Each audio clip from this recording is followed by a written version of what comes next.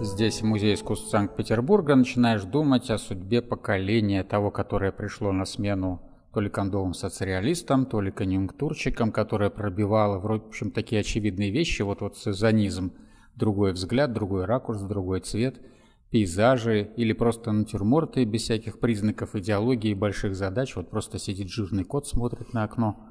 И поэтому это поколение мы должны сейчас оценить как? Именно вот как таких первопроходцев, и, может быть, правда, такую некоторую вторичность и сезонизм игнорировать, или мы должны посмотреть на них как вот такую классику советскую, авангарда, которая абсолютно самодостаточна и никаких таких мировых контекстах и не присутствует. Как мы должны говорить? А вот так широко и оценивать их творчество и вклад – это очень правильное слово, потому что, с одной стороны, они действительно расшатали идеологию, и это было сложно. Теперь трудно объяснить человеку 30-летнему, 20-летнему о том, что вот это нельзя было делать, вот так вот нельзя было высказываться. Это очень сложно, хотя сейчас, может быть, придет новая эпоха запретов, и все станет опять понятно. Кажется, что вот это поколение, которое уже уходит, то есть те, кто родился в 40-е, сформировался в 60-е, в 70-м, стал зрелым художником, к 2000-м, к сожалению, ушел, пришло время их музифицировать, потому что у них нет своего места в истории искусств.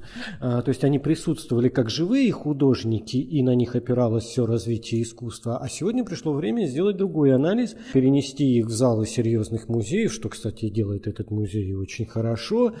И, наверное, нужно уже приступать к такому некому анализу временному. Смена поколений происходит, мы это видим, не зря на днях открылась выставка 30-летних, и вот как раз мы, наверное, встроились в правильное развитие искусства, то есть выбросив монополию соцреализма и выстраивая такую мировую нормальную идею развития искусства.